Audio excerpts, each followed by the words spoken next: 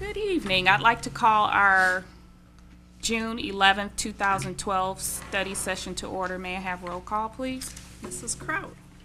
Here. Mrs. Buckley is going to be tardy. Mr. McLaughlin and Mr. Theed are absent excused. Mr. Kudrick. Present. Mrs. Funderburg. Here. Mrs. Beard here.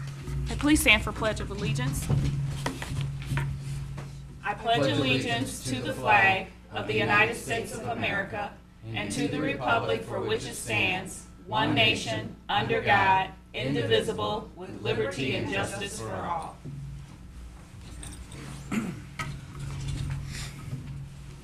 Okay, we are at approval of the agenda. I need a motion. Madam Chair, I make a motion we approve the agenda as presented. Support. Moved by Mr. Kudrick, supported by Mrs. Kraut. Any questions? Okay, all in favor? Aye. Opposed? Motion carries 4-0. Next, we are at the budget reduction plan finalization, and so I will turn it over to Superintendent Weiss. Thank you, Madam President. As the board may recall, when we started meeting to begin the budget development process, we sent some target dates, and actually June 11th was the date that we would attempt to finalize our budget reduction. The budget reduction plan has been kind of a fluid document all the way through. There are things that we'd agreed on, but then when we do the financial work, we find out that they maybe didn't yield what they thought, or when we look at whether or not we can maintain our continuity of operations, sometimes we have to make changes in what we discuss at the board table. So it's our job to keep you apprised of those changes and make some recommendations. Our goal, again, is to create a budget for next year that's aligned with the board financial priorities, which is, remember, the number one priority is maintaining the K-12 instructional program. The second priority is maintaining our physical facilities, including our transportation fleet. Third priority is keeping some money in the bank, maintaining a fund balance to cover us for emergencies or rainy days. And the fourth priority is keeping taxes low for Romulus community residents and taxpayers. All right. Our special challenge this year, because the millage didn't pass in May, and we are bringing the millage back to the voters in August, is we really have to plan for two different scenarios. We have to be ready to start school in the fall, which means if the millage passes, we have to be ready with our buses and our sports teams and everything else for our kids, which is our best case scenario. That's what everybody's really hoping for. That's what we're working to try to do. We also have to be ready if the millage is not approved to get through the year as best we can without athletics and transportation. So we've been kind of operating since May 14th. We've been trying to work through our plans for both of those scenarios, and tonight is our night to get back with the board and report out so that you have the information you need, because you will finalize the approval of the budget on June 25th when you vote on the 2012 budget. So this plan will be part of that budget, whatever we discuss and decide tonight. So again, our challenge has 5 different aspects. All right. We create, if the millage passes, we create a budget reduction plan that reduces our expenditures next year by $2.7 million. And I believe that we have agreement on that plan. All right. None of this was easy, but that was a little less challenging than the other alternative, which was creating a plan if the millage doesn't pass in August with $5.4 million in budget reductions.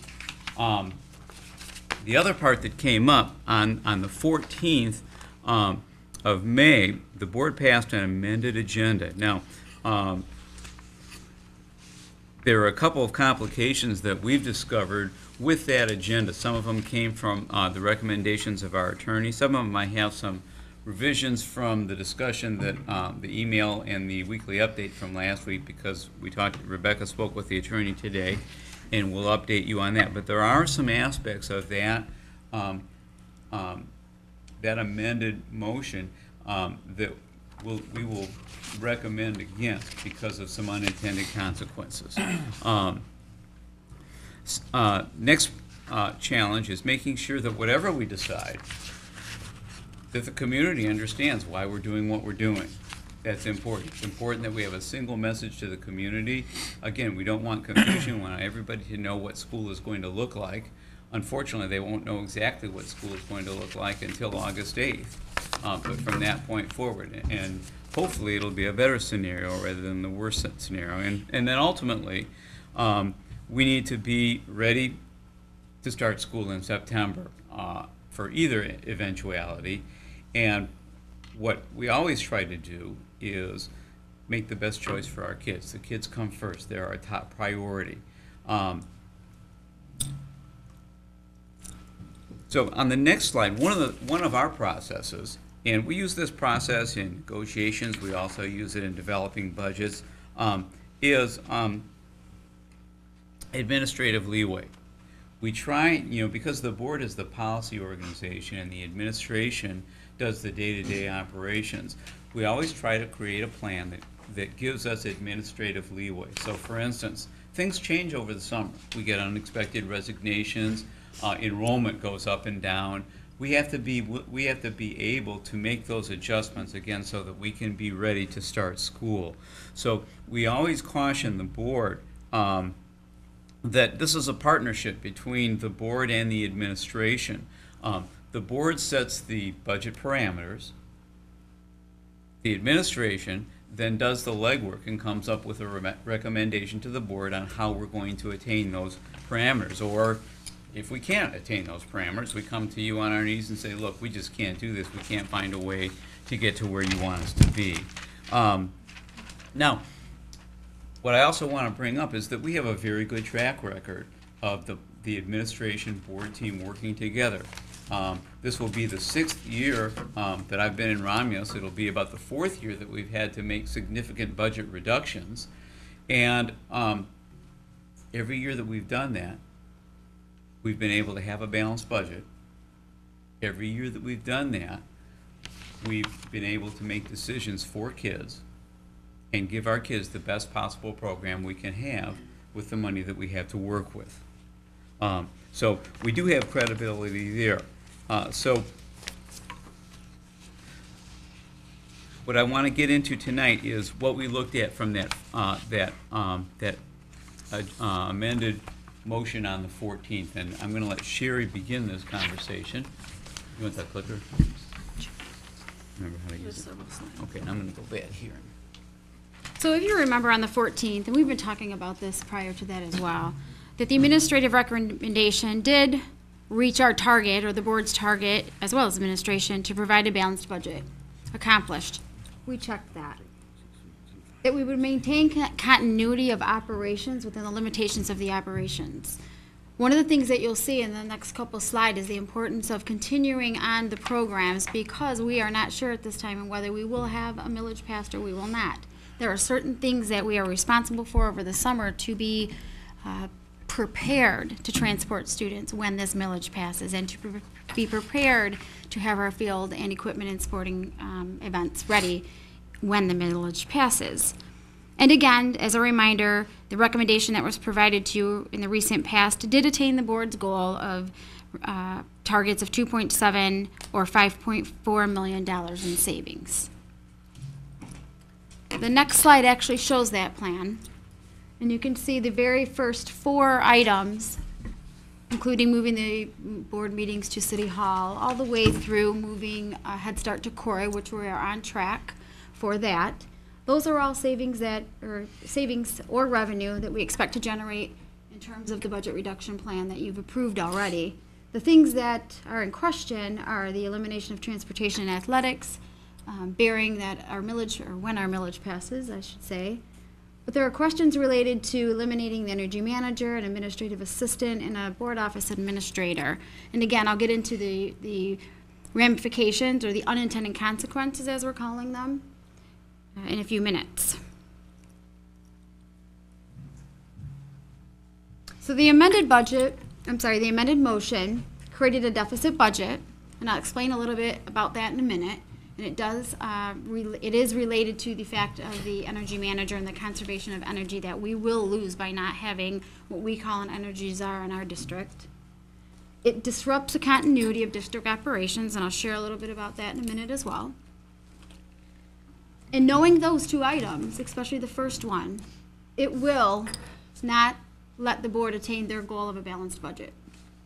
The budget will not be in balance at that point. And I'm going to share some data with you in a few minutes as well.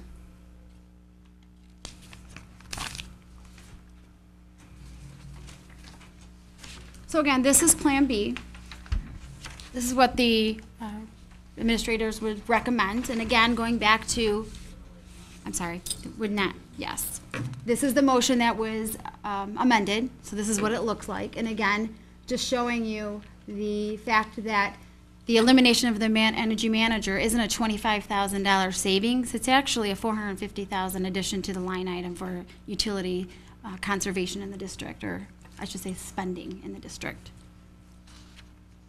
We'll talk a little bit more again about the elimination of the administrative assistant and what that really means, and as well the board office administrator.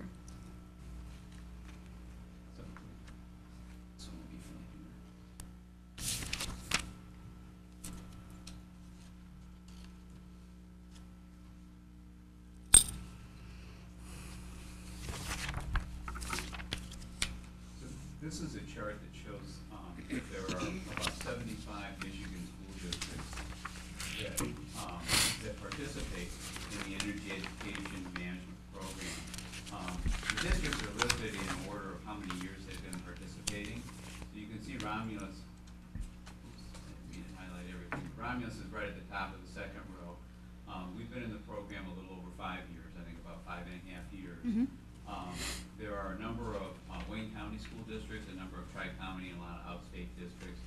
All of them are saving significant amounts of money on their energy consumption. So we're talking about electricity bills and natural gas primarily.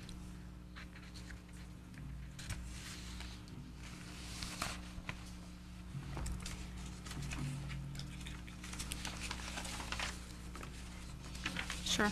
The next slide, actually, if you look on here, the latest and greatest information is that there's more than 80 clients on that list. And as we've reported to you in the past, Romulus has had excellent success in this program. As a matter of fact, we're the fourth highest percentage of savings in terms of comparing all the other districts, the other 79 or more districts.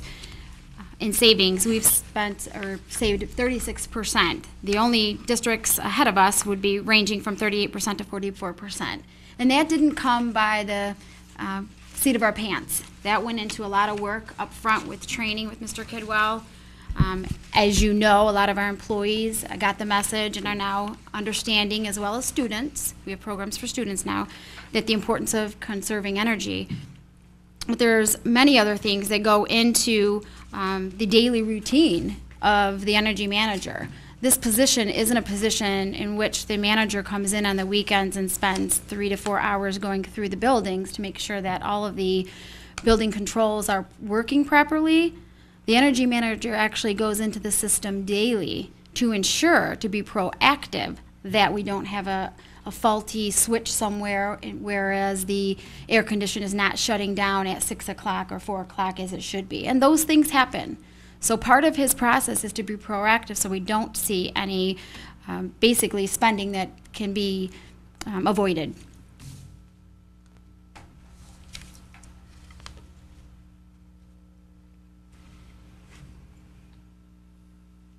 And this is the report that Charlie does on a monthly basis.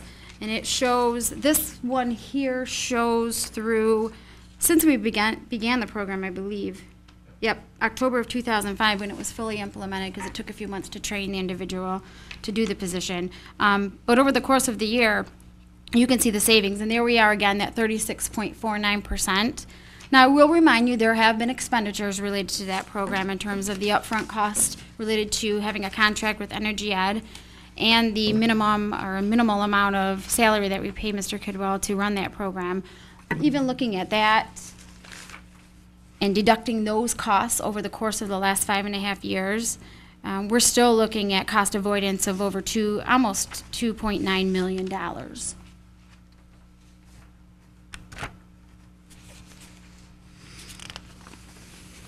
Sherry, Yes. how much are we paying the energy manager? We Again, are- What's the salary? Around $24,000.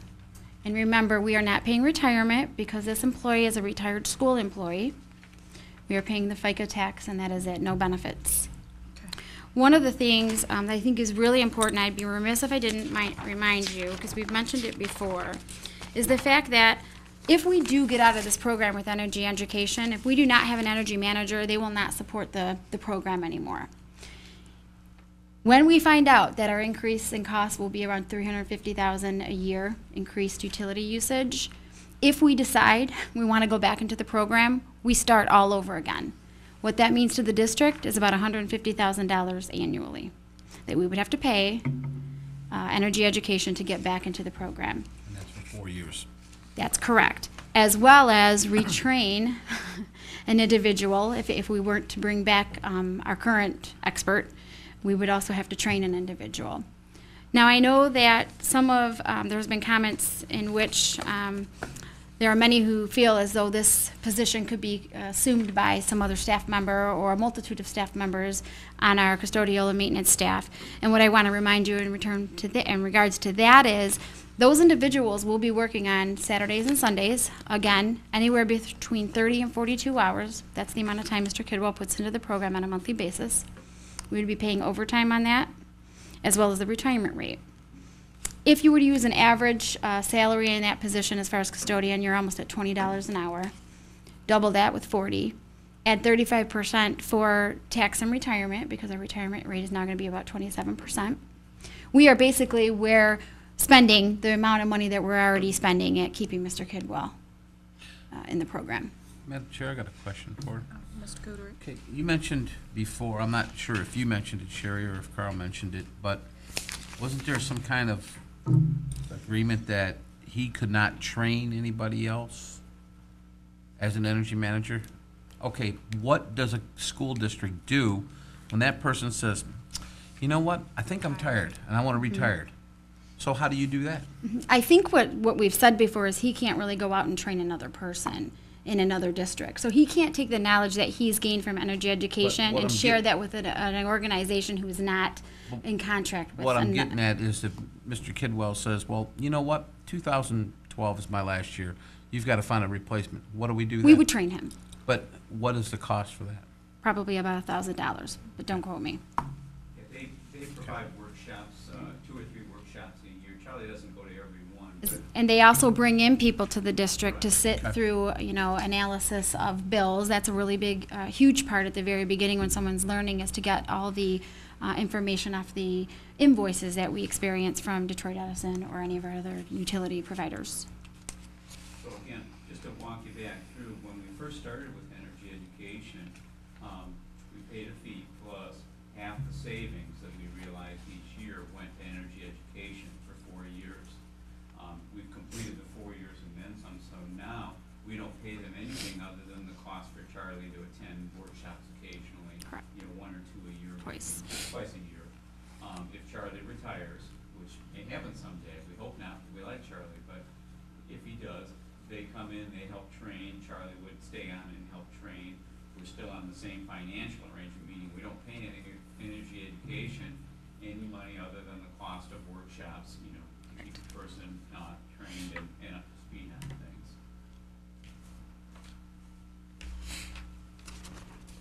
So we've got the year-to-date savings, Sherry. And there's an annual. I didn't actually deduct off the salary, but again, you're aware of the it's around $25,000 if you add in FICA for that position. Which in comparison to the $486,000, and actually for this year, we're already up at 44%. And although I know we've heard before that people are used to shutting off the lights, I just want to caution you the importance of the individual going in and being proactive, the energy manager being proactive at making sure the controls are working. Because when those get too far gone from you, that's when utilization continues to rise.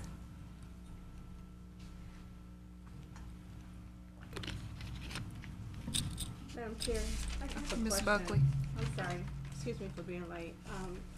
Sherry, I just have a question. If we, just say our employees just took the initiative to shut off the lights and do all that, so how much of that will we still, I guess we would have some cost avoidance. It wouldn't be. I'm to sure the- there would be cost avoidance. I couldn't tell you today sitting here what exactly that amount would be. Yeah, I so mean, the it- deficit wouldn't be as deep as it looks. Because our employees would be taking some initiative to do this on their, kind of on their own, to shut the lights and do all those types of things. So I wouldn't think the deficit would be as deep as it looks. Well, Is in theory, is that kind of right? Yeah, right. Okay, the savings again, let's just use a round number. Let's say that the program saves us $450,000 a year for round numbers, all right? Some of that through habits that Yes. people have learned, all right, we will save anyway. So let's be generous and say Couple $100,000, thousand. because the real money, the big money is not just shutting off the lights. The big money is in the setbacks. In other words, making sure that when school is not in session in the wintertime, that the temperature goes down, that they dial off 10 degrees.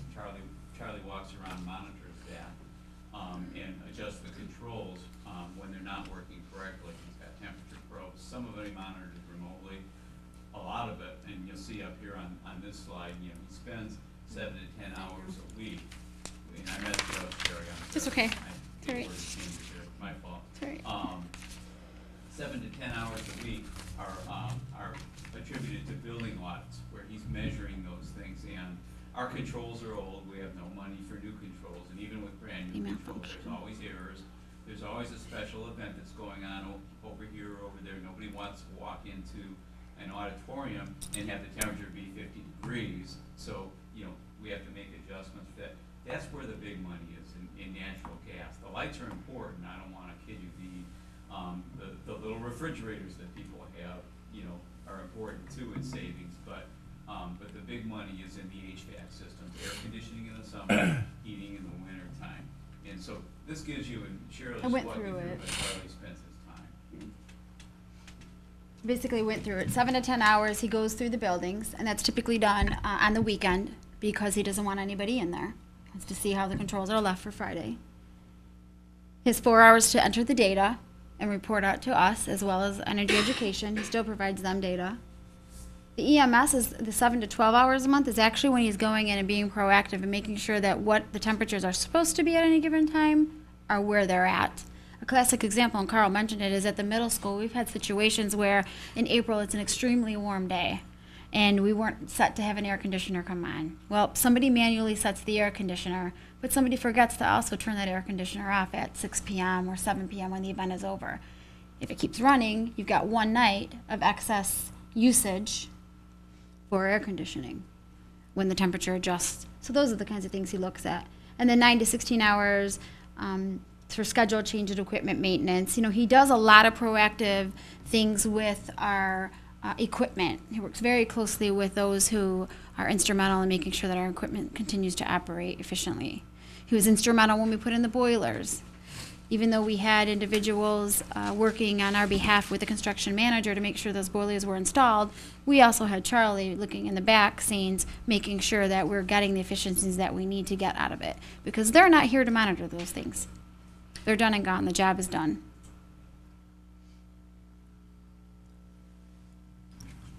And again, I mentioned the cost of starting over, which is a huge fear for me. I mean, we made an investment in the program over the first 4 years, and it was a large investment. I won't kid you, it was $12,500 a month, but we saw the potential and the savings where we could get with that program. And we've exceeded the expectations of ourselves, of our energy manager, and of energy education. You can see that with the data that we shared with you in terms of being fourth in comparison to all of their clients.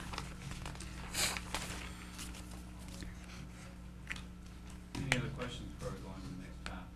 Yeah, I guess if you could kind of go back a little bit to, because some of the arguments, so to speak, have been, well, our custodians do the work already.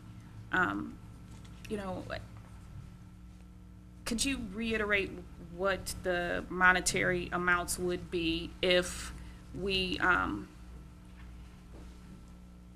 paid our custodian to do it as opposed So as you to can see having with- an energy manager. But also too, are those just for one person, one custodian doing it? Or are we talking about each custodian for each building? And, you know, then when you talk about premium shifts and all that kind of Yeah. stuff, because we would have to have evening staff. So whether it was one person or a custodian from every building, all of those individuals, you know, work a normal schedule through the week.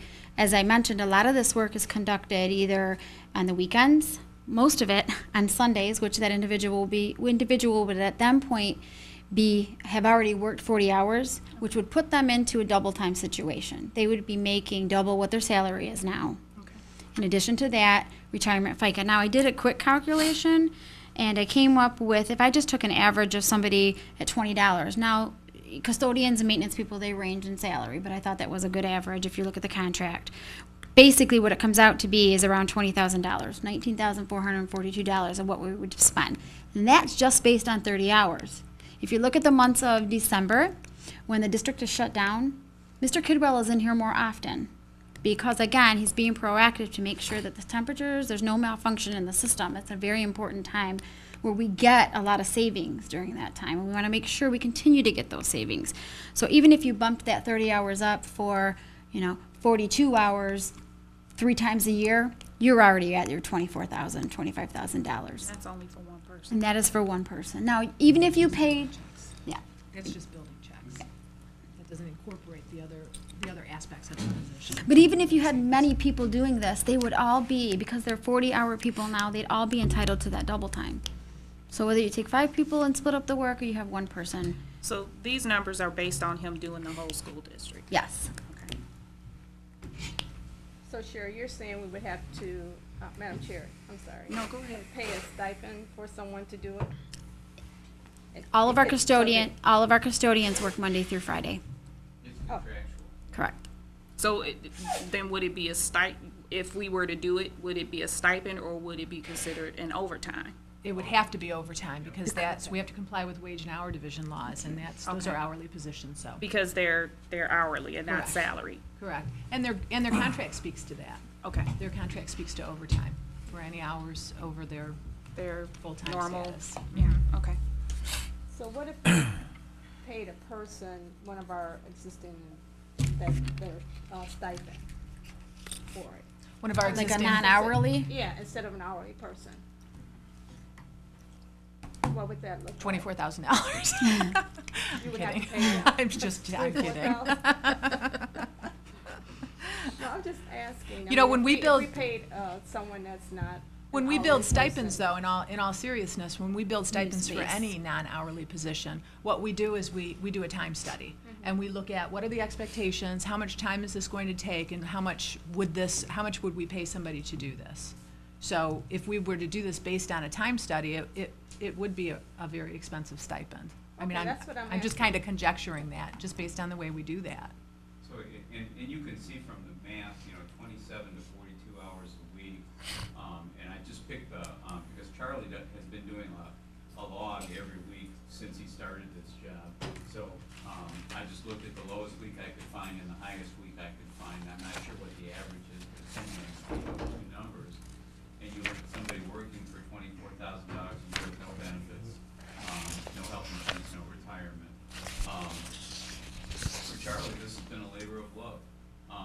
We couldn't have picked a better person. I wish I could take credit for picking him, but I was brand new in the district. I didn't even know who he was. Sherry found him, and again, this program, I really didn't think it was going to work very well. I kind of grit my teeth when the board approved this, and it's exceeded everyone's expectations, including those of energy education. We're a star performer in the district, and probably at least 20% of the reason that we're a star performer is because Charlie takes this very seriously. And we'll have trouble finding a replacement if he does retire, who takes it seriously. Hopefully we'll find a good person who kind of keeps the ball rolling on this. But it's been a very successful program. It yields a clean $400,000+ a year to the district in savings.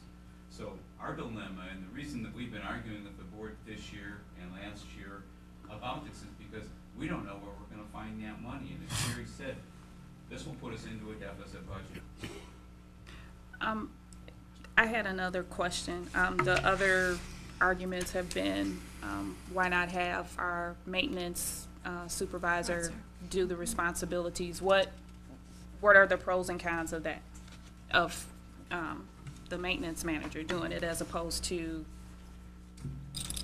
the energy manager just being that one person that solely has this responsibility? And again, that goes back to our time study.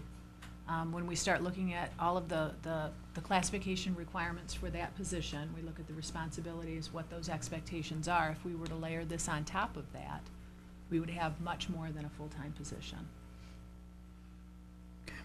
And I'm going to talk a little bit about that in the next slide when we start. Okay.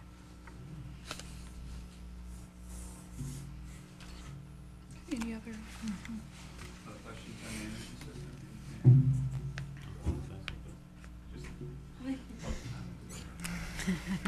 You have our,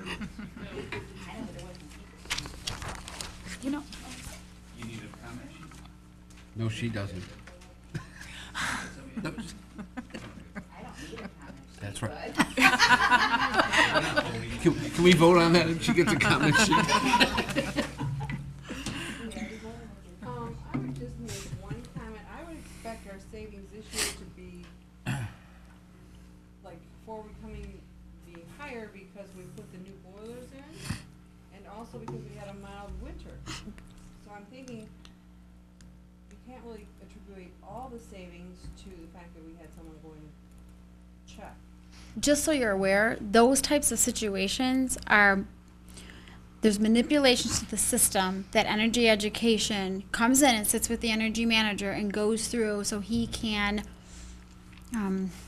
basically, so we don't take credit for something that was already there. Those types of things have already been adapted in terms of the numbers. So what I'm saying is we expected energy efficiency with the new boilers, and that has been considered when these numbers were released. this is last year's numbers or this year's numbers? This year. It's Yeah, up so- to April, through April next month. Let me elaborate that just for a minute, Sandy, if I could. So when you look at the $486,000 that we've saved so far year to date, that number is a real number, all right? But the cap, all right, in other words, what they figured we should have paid, which was $1,099,000, that's adjusted based on what they call the ambient temperature, the ambient outside temperature every day. So in other words, if it was a really cold winter, their projection would be significantly higher than the $1,099,000. If it was a mild winter, again, they look at that. So they actually factor that in. The actual money we spent is still the actual money we spent. That's a real hard number based on a total of all the bills that were paid. So the cost of avoidance is a true number, regardless of whether it was a cold winter or a mild winter. Actually, I was approached by Mr. Codwell to find out whether I wanted to include the new boilers into the efficiency, and I said absolutely. We don't want to take credit for something that's going to automatically be there anyway. To compare our costs, instead of comparing our costs with the cap, comparing costs, this is what we spent the prior year, this is what we spent last year to see. To me, that's actual savings. We can get you those numbers, but remember, that's misleading because last year was a colder winter than this year. So it's gonna show more savings than we really, some of that savings we would have realized anyway because of the change in just the climate conditions. You know what I'm saying? Right, that's what I'm trying to say, that some But of the savings would. we can get some, how many years would you like? No, I'm fine. Okay.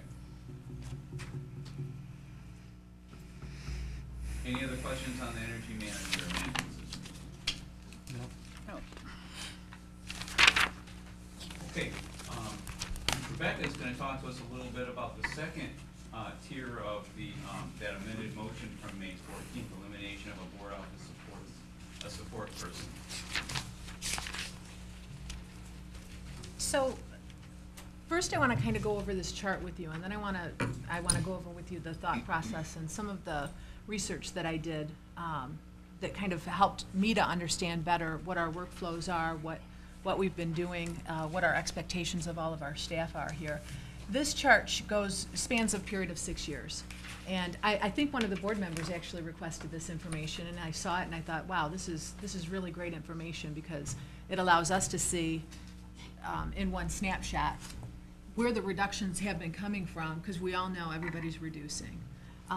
Board office employees, in 2006 we had 35, we now have 25, so we're about 29% down from 6 years ago. And the same is true for REA. They're about 16% down. Local 64 is about 14%. We've got a high flyer out there with our paraprofessionals. Most of that is due to negotiations decisions in lieu of concessions. Layoffs occurred. So we see a great percentage of change in that group. Total for the district, we have about a 19% change in staffing from 2006 to 2012. So going back up to that top item, the board office employees, because that's what the resolution, the resolution on the table discussed. It talked about eliminating or combining a central office support staff person. That caused me to go out and do those time studies that I'm so well known for, kind of looking under the rocks to see where there's anything that can be had. My mom used to call it, squeezing water out of a dollar bill. If I could get some water out of that dollar bill, then I'm a little bit further ahead. And one of the things that I discovered in my time studies and looking at all of the positions that we currently have now is that we're no longer at that point where we have nice to haves. The nice to haves were probably 2006 and before, maybe a little still in 2007, but certainly in 2012, we have no nice-to-have positions. These are all must-haves. These are what I call mission-critical. The work that the employees are doing in these positions are mission-critical. And I want to talk to the board a little bit tonight about what mission-critical means to the district. Mission-critical are things in transportation, sub-calling, receptionist work, and pupil accounting that directly impact our bottom line. Mr. Weissett spoke earlier about we need to be ready to start school in September. I mean, that's an item that I don't think anybody would disagree with. We need to be ready to start school in September. So I went to departments and I said, what does that look like? What do you do? What is it that we do that impacts and affects the beginning of school the following September? And I found out some pretty interesting things, regardless of if we have transportation or not, and I thoroughly plan on having transportation. We still have to plan for having transportation, and that occurs over the summer months. We still have to plot out our schedules. We still have to plot out our routing, our bus garage, our mechanics, they're again, going back to the nice to have and the must haves. We're at the must haves with our mechanics, and they're working full throttle on getting our fleet ready for the coming fall, as well as maintained over the summer for our special education runs and any grant runs. We have some financial hits in transportation that we work on over the summer, including Medicaid billing, which I know is near and dear to Sherry's heart. We need to keep that money flowing through. They're very specific about funding. State reports are due out of transportation, which was kind of news to me. I didn't realize that there were state reporting requirements, but they do impact our income. Obviously, we have to show our data and prove to the state that we are doing what we said we were doing and we're getting paid to do from them. The receptionist and sub-caller, I just want to talk a little bit about that because it's our receptionist is our front office person. That's the first person that you see when you walk into our board office, whether you're a board member, a staff member, community member. She gets up real early. That position is a combined position. Even though we still have receptionist responsibilities every minute that our doors are open, our sub-caller receptionist works those crazy hours because during the school year she's getting those subs in for us. She's keeping our staffing flowing smoothly and nicely. Some of the stuff that she doesn't have time to do during the school year are the things that she does during that 12-month, that summertime months. Things like making up for the fact that special services no longer has the administrative support services that they used to have. In that 29% change, I think student services has directly impacted them in the support side of things. They went from 2.5 FTE and support staff to 1 10-month employee.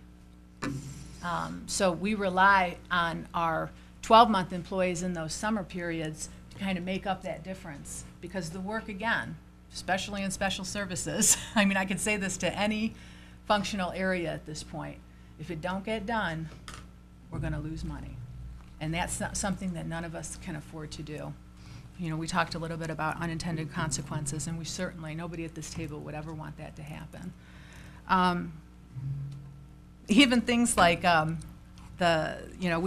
we've instituted a standard operating procedure so that during the school year, all of our buildings are singing out of the same songbook. That's what I like to call it. They like to call it the standard operating procedure because they think that that's a little too dramatic. But really, to me, it is important that we're all singing out of the same songbook when it comes to procedures and instructions that are carried out in the buildings, particularly the ones that apply to our bottom line, our pupil accounting side of things. Our buildings are very responsible for the money that flows through our district, and making sure that we have support for them is very important, which kind of leads me to my last aha moment, and I want to share with you the pupil accounting side of things. You know, I've been involved in pupil accounting since I came into the district. I get revenue. I understand that we have to have revenue in order to provide the services that we provide, and pupil accounting is our revenue. That's the conduit through which all of our revenue comes. What I didn't realize is how much work goes into pupil accounting in the summertime. And that work is, and I'm just going to name off a few here. I could probably give you all sorts of acronyms, but the civil rights audit data collection is due. The master calendar is implemented into each new building with each new track. Students are ported up. The school infrastructure database certification has to occur. We're auditing our supplemental counts. That audit information is due. Our summer school track management and data support is due. Our National Student Clearinghouse, our first upload is due. Our upload of summer school data, we have to close that track out before we can begin the next year. You know, these sound like these are details, and they are details. But again, I'm going back to that point. We don't have any nice to haves anymore. None of these things that I'm stating to you are things that we could or we couldn't do depending on what we chose to spend our time with. These are all things that have to occur. And if they don't, our bottom line will be impacted. Our revenue can be jeopardized. So that's the support person kind of aha moments that I had. Oh, I'm sorry. Could you go forward one for me? Yes, I will. The second thing that you made me do a lot of thinking on, and I'm not mad at you. Can I ask you one question before Yep. you move forward to the next slide? The responsibilities that you just stated, does one person hold that responsibility, those responsibilities, or is it a couple of different people? What we end up with regard to pupil accounting, or just any of them in general? Well, you mentioned the sub-calling, pupil accounting, so is that the same person, or are they different people? These are different positions. These are Okay. different FTEs, and Okay. and you bring up a good point. We want to make sure that everybody understands, and I know it because I see it every day. We have this ebb and flow scenario. You know, when things are real busy in this area, I'm going to use transportation and pupil accounting as a great example. You know, from when things are crazy in transportation, and we've been able to reduce our support staff in that area to really 1.5 full-time people, going from 3 to 1.5. And the only way we're able to do that is if we recognize that in some functional areas of those positions that those two people hold, there's peak periods and then there's valley periods. So we've been able to kind of sync everything together so that we can still get those transportation critical mass things done, yet we can still get our pupil accounting and our program build stuff done. Do you see what I'm saying? So Same person. I guess what I'm hearing then is that numerous people can fill in those gaps whenever needed. They can, but you have to be careful. You know, there's some things that are cross-trainable, and there's some things that are very specific to knowledge and understanding of. Okay. I wouldn't want to share the pupil accounting responsibilities on these very detailed deadlines. Those are very specific skills that are learned over the course of time through training. Okay. I wouldn't be able to share that with, you know, the position next door without having a transition plan and building that into the training of those individuals. So there are some responsibilities that are just exclusive to that particular position. That's Scheduling, correct. polyplat, the transportation routes a is good all example. done by this, you know, one person. This person holds all the knowledge of all the streets and the locations where the students are picked up. And annually, you know, they work on that in July to prepare themselves for September. And again, as Rebecca mentioned, there are significant financial consequences for not meeting deadlines. The state is allowed to withhold 5% of our foundation allowance, so that's about $800,000 for a goof up. So, so if we, you know, if our count number is off, if, for instance, the kids don't get promoted each year in the computer, you know, on the state system, that means, you know, a month after school starts, when the MEET forms come out, that they're not pre-identified, which means we pay a $50 per student fine. I mean, it just gets, it goes on and on and on. So these are things that we have to get right. And Rebecca's point is that we have leaned down to a point, you know, when you look at, you know, 10 fewer employees, district level employees, we pretty much cut everything out that we can and still are able to make the commitment that the jobs will get done.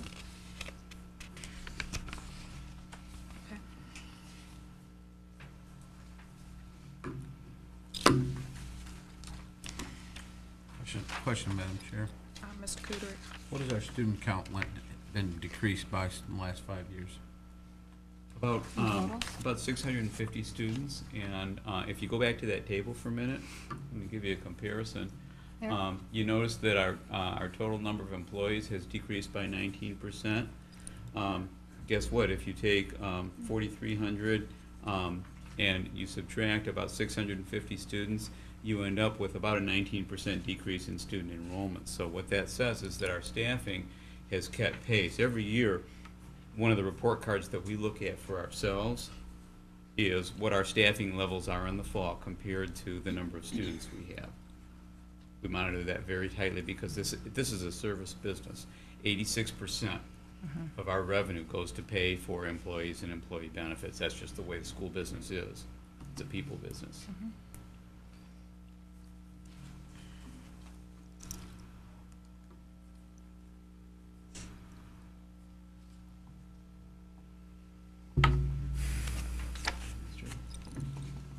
At this point, I want to kind of talk to you about the process that I used when I started thinking about, and when I say I mean we. I always internalize things and think about them in the middle of the night, and then I go to those key people that can help me solve this problem.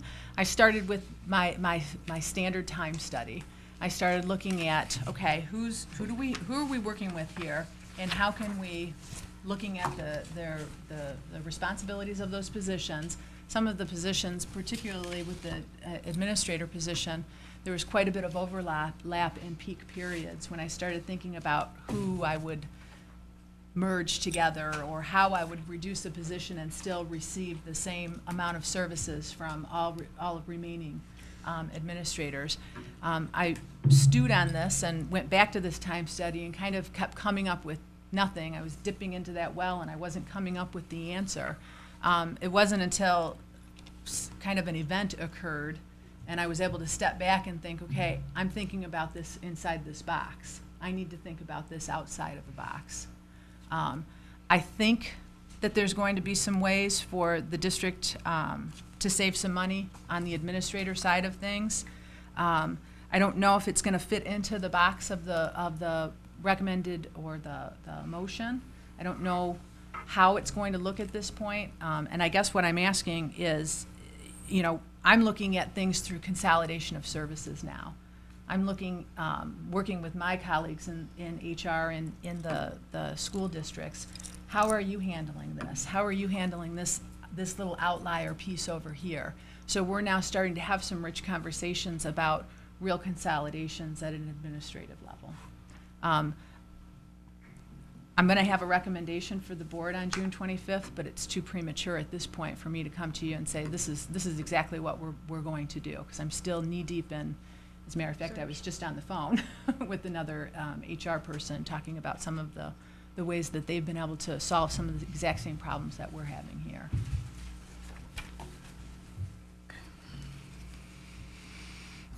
So that moves us into, again, talking about the unintended consequences of the May 14th decision by the board to amend the recommendation by the administration. You know, our goal is to ensure that the district is ready whether we pass our millage or when we do. And some of the things that we need to consider when in discussing this and looking at it are, you know, there are going to be unemployment issues. Those individuals that could potentially be laid off, whether they start receiving unemployment right away or after the election is passed and we pass and we bring our key transportation and athletics back to the district. Health insurance, the same situation. When someone is laid off, their insurance goes away. Obviously, they have a right to purchase it under COBRA, but you know, most of you know how that works. And you know, the cost of doing the right thing. What is the right thing? And you know, two things that I wanted to share with you. In terms of just looking at the drivers or the transportation department and the expenditures that we would be enforced upon with unemployment are about $86,000, almost $87,000 we would spend on unemployment from the month of, or when they are laid off to when they would come back when the millage passes. So basically the month of July. Yeah, and basically a week of August. And then if you look on the other side of the spectrum, if the employees were to remain employees until the community decides whether they will pass this millage or not, we would be responsible for health insurance costs for those individuals because they would still be employees of ours through the summer. And the cost to that would be about $67,500. Do we pay those employees salaries also during the summer? We do not. Those are 10-month employees. What was the dollar amount for healthcare? $67,500. No, healthcare was, Healthcare, Yeah, you're right. $67,000. Yeah. Unemployment is $86,880. so Sherry, if I'm understanding you, by not laying the employees off, we're saving about $20,000 for Absolutely. that month. And the thing for the employees is that they're not left without health coverage. Correct. Otherwise, July 1st, those employees lose health coverage unless they pay for it themselves. Correct. And most of those employees, again, are not drawing a paycheck during the month of July and August. So they really probably don't have the economic means to make that happen. And the ones that are ones that are driving during That's July and correct. August. And they're So- entitled to the benefits anyway. So if the millage fails on August 7th, then those employees would be laid off. And when would their health coverage end? The day they're laid off, so And that's a board decision on the that's correct. date of the layoff, but it would be before the start of school. So just some things to consider. The things that we haven't really processed through. Just wanted to give you some more information. And Mr. Weiss and Rebecca, or Ms. Peck, also mentioned, you know, that we have to continue business as normal, especially for the month of July. She mentioned, and he also mentioned that, you know, we have to get Polyplot ready. We have to know what our routes will be. So when and if that millage passes, we're ready to put that out in print and parents know where their student's going to be picked up on this given year. Equipment for athletics. There's a lot of money that goes into reconditioning football equipment. It's not cheap. And that's something that we have to consider if there's no athletic department. If the millage is passed and when it's passed, we have to be ready to suit up those football players in safe equipment. It's our responsibility. Just want you to consider those items. And again, the mechanics, you know, in the summer, so they do a couple, you know, and annually they're coming in, inspectors from the state come in and inspect the buses, but a majority of the work that's done to maintain those vehicles in terms of, you know, routine items are done in the month of July and August. So they will have to continue to do that to be prepared. So if I'm understanding you, the mechanics would be working all summer either way. Yes. Because if they weren't working and the millage passed, we couldn't possibly would have the never be buses ready. ready to go at the start of school. Same thing with Polyplat. That program We have to do basically the takes a routes. month. We wouldn't And- be ready. And as far as the coaches, fall sports, football is the earliest, and I believe football starts, the first day of football season is officially August August. 6th. It's early August. Yeah, it's August 6th, so it's the day before the election. The understanding we have with our coaches is they would be on volunteer status pending, the results of October 7th. So it's not like we're paying the coaches. But again, in terms of continuity of operations, because we have to be ready, we do have an athletic director who's responsible for the scheduling and all the behind-the-scenes work, who is an 11-month employee. He doesn't work 12 months, although he does work summer school. That's a separate deal. But he starts back around the 1st of August. So again, pending what happens then, it's not like we can just plug him in after the election and expect the fall sports teams to be all ready to go. He has to be around for that part. So those are things that we have to do so that we're ready for either case. The millage passes or the millage doesn't pass. I have a, Madam Chair, go ahead, Ms. I McLean. just had a couple questions. Back to Ms. Peck, you were talking about the consolidation. You have a recommendation for us by June 25th. That's when we vote on the budget?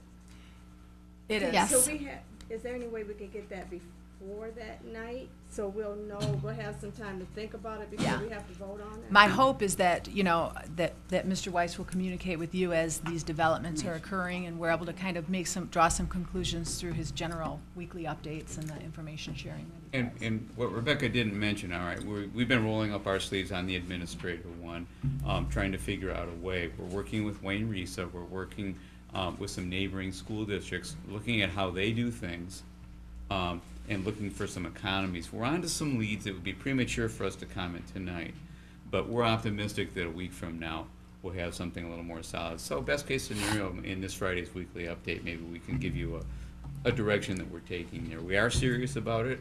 We're looking for ways. Yeah, it just, we can't really comment on it yet.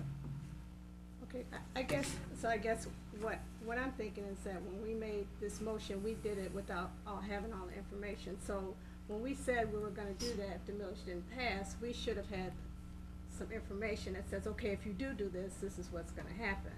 So with me, it's like, okay, I made this decision, but I didn't know the impact of what that decision was gonna cost. Well, So that's my dilemma. that's not exactly accurate. All right, let me explain. Well, that's just the way I see it. Right, I'm just well, saying, let it me- might not be accurate, but that's how I see it. Well, okay, but that was an amended motion. All right, the motion that was brought before the board had financial data.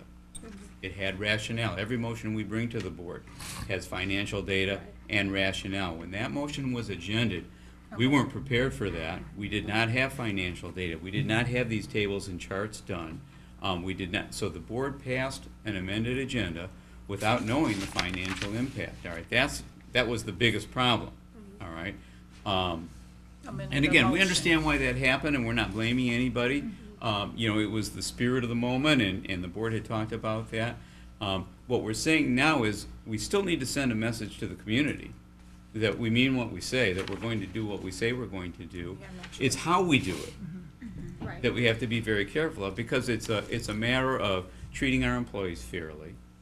It's also a matter of saving the money that we want to save, and what we had agreed to before May 14th was $5.4 million in budget reductions if the millage failed, and 2.7 if it passed. And we were on target when the board had all that financial data. Yeah, I understand with the amended part of it, but with the athletics and the transportation, I mean, we did say we were gonna do that. So I'm even saying with the point about the bus drivers, to me, I needed to know all that. Before I made that decision, that's what I was gonna do, and I didn't know that. So I guess I understand what you're saying perfectly. Yes, it was an amended motion, but not all of it was part of that amended motion. So I needed to know the impact. If we said we were gonna cut transportation right after the millage passed, which we said we were gonna do, which I understand we said we were gonna do, transportation, athletics, then I needed to know, okay, if you did it on that day, this is what the impact would be. Right.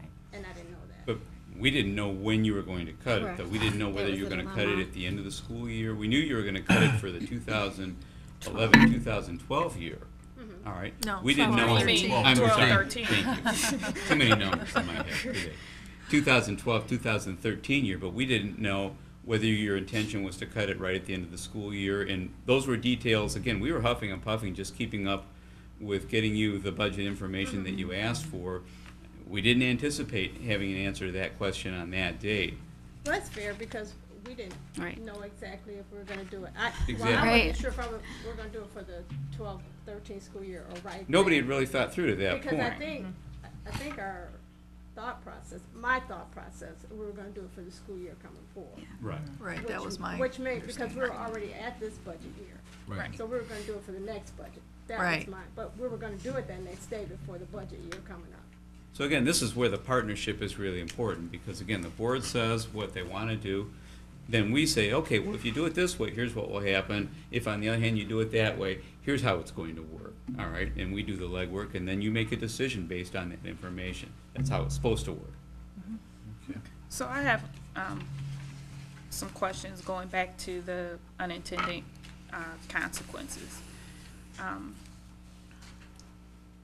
Is there a certain timeline that we need to provide our employees with in regards to when those layoffs happen?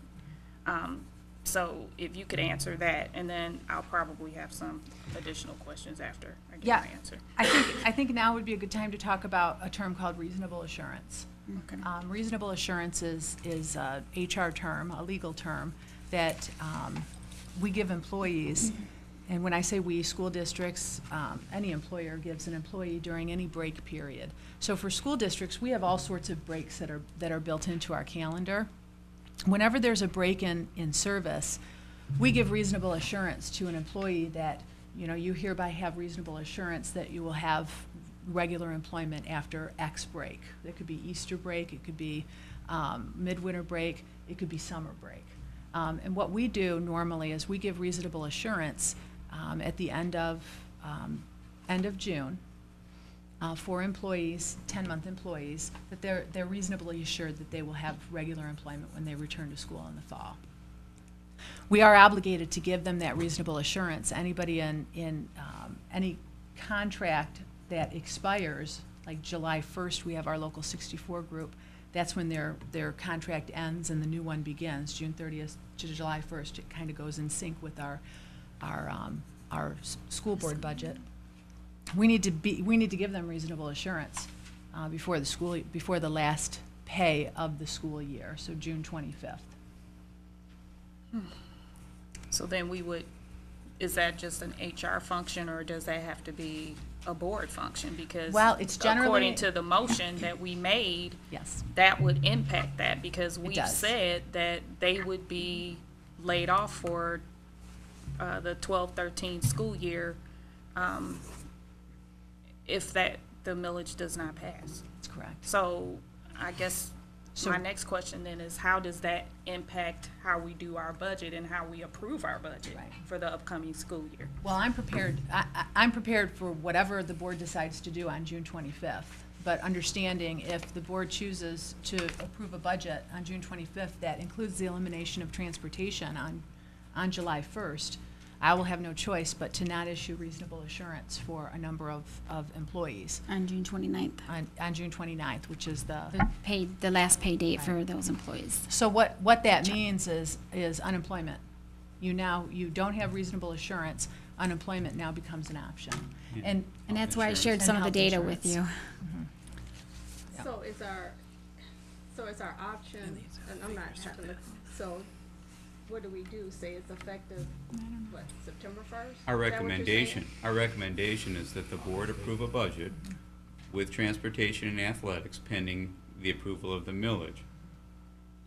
So that if the millage is not approved on August 7th, then we eliminate transportation and athletics. At that point in time, the next day, again, we have a day after a meeting, and that's where we take that. So that would provide, assurances to those employees that if the millage passes, they have a job. If the millage doesn't, they don't.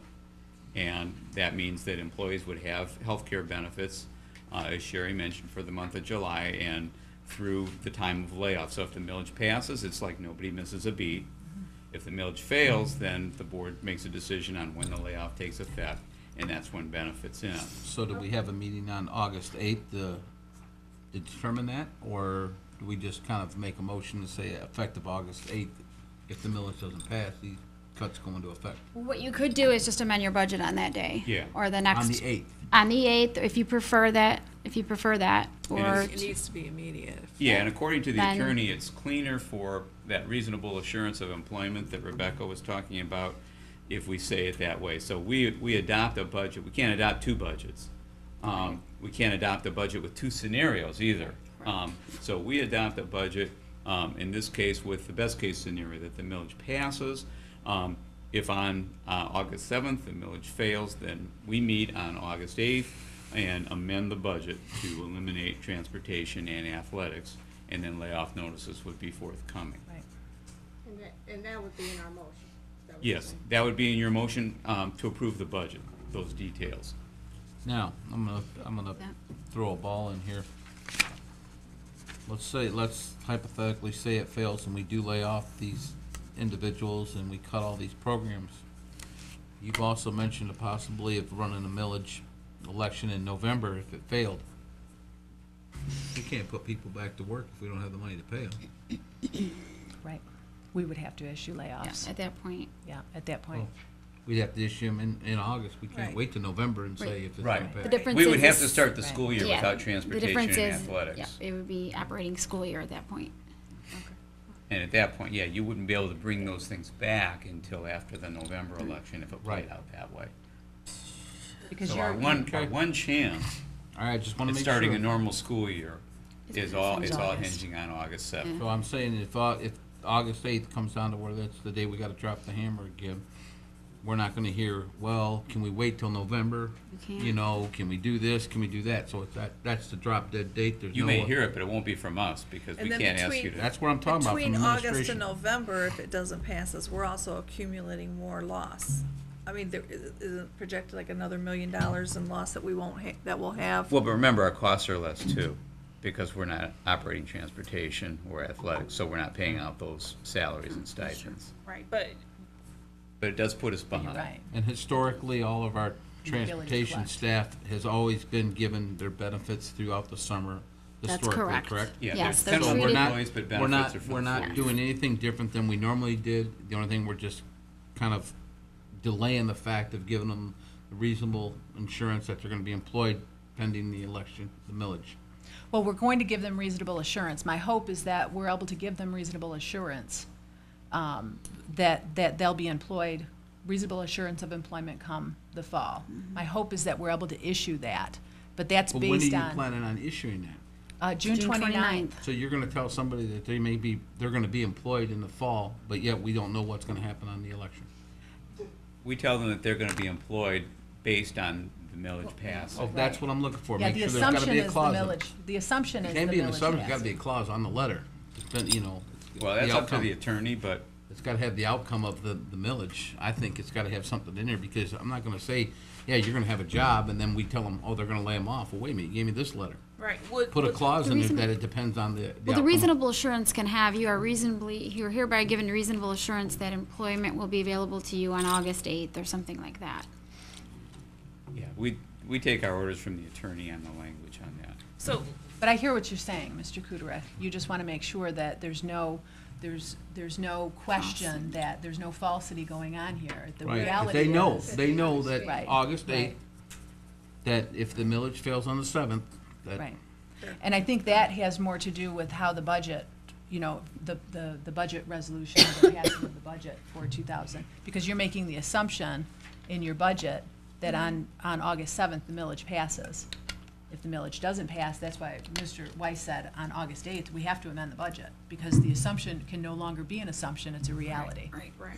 So, back in April, Rebecca notified the union of the potential of layoff, just like she notifies all the unions. So as long as they're on notification, that gives us a fairly short timeline. I think it's what, 15 days? We have 10 days. 10, Yeah. 10 days notification of layoff. We don't like to give people only 10 days notification, so basically, the union has been notified that they're on alert, and they're not, their heads are not in the sand. They know that there's a big millage issue on August 7th. Everybody knows. Hopefully, everybody will vote. But, so everybody is aware of that, but we are planning, as if the budget passes, because that's our best way of being prepared for that eventuality, at the start of school. It's also the least expensive way to take care of our employees. Again, it's a $20,000 savings for that 5 weeks of July and the week of August over the cost of paying unemployment and laying them off.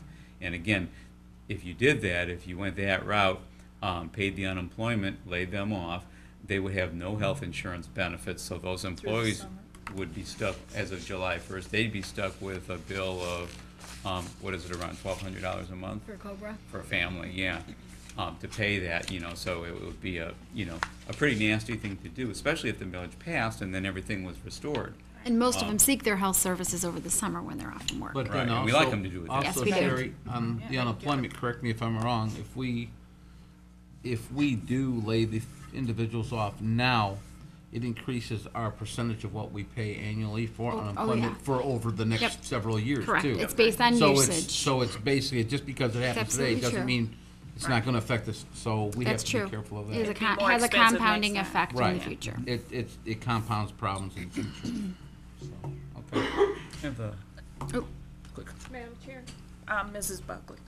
only thing I wanna say is that we have to make sure that our community understands, because what happens is we said, okay, if the millage doesn't pass, on the next day, we're gonna cut transportation. Now we say, okay, if the millage doesn't pass in August, the next day, we're gonna cut transportation athletics. It's like, we said it, we did it, now we say, okay, well, we did it, but, we're gonna wait till the next election and do it. Then they say, okay, then you must have some money somewhere. We have to make sure people understand our business reasons. Everybody doesn't understand the business reasons you're doing it. All they know, because what I hear now is that a lot of people don't even know we cut transportation athletics. A lot of people say, you're lying, you didn't, that you're actually not gonna cut it, really, so. It's I gotta be guess communicated well. It's gotta be communicated well while we're making making the decisions we're making. That's my only concern. And really, we're not changing the plan, we're changing the timing. Well, I think it's the timing and how it's being done. That's what I'm hearing is And that. these are Right. it's the and I detail understand work. it, and I understand, I But you're get right, it. we need a clear I message. get all that, and I I- understand it very well. It's just communicating It's that. just Talking- that you have to make sure that people understand that, we will lose this amount of money if we do it now. We need to wait till after, when we're sure that we're gonna have to do this in August. Yeah, talking to other superintendents, you're always going to have people that say, you're lying, you're not really going to do this, you're gonna pull a rabbit out of a hat. Yeah, they're gonna say it And anyway. we're gonna have that, and, the main thing is, we don't wanna put our kids in the middle of that. We wanna try to, if we can save things for our kids, that has to come first. But you're right, getting a message out to the community is gonna be critical. And also getting board agreement. So, I wanna move you on unless there are other questions. Very true. All right, You had a question? I do have a really quick question.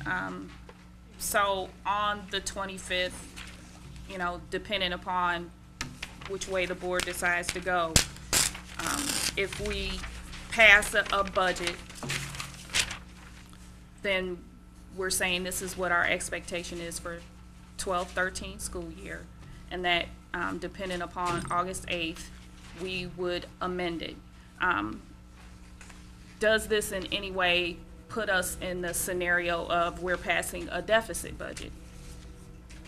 no. So if you could kind of talk Not about that a legally, little bit. because we wouldn't know. We're anticipating the You're, millage pass, you're so we're passing, good. Right. with Because any, of with any the budget, assumption You're, that the Right. you're budget's making, That's right. you're making Right. many assumptions. We are assuming there's student loss. We are We're assuming we're gonna sell the assuming, property too, so. Yep. we're assuming we're gonna sell property. We're assuming that the MIPSers rate is going to be 27.37. I mean, there's a lot of factors, and I go through all of those assumptions. Right. And that's one of the things I'll make sure to mention that evening, that this budget assumes that we pass the hold harmless millage. And I can even give the consequences of, again, if it does not pass, we will be here again in a month or so to discuss the amended budget.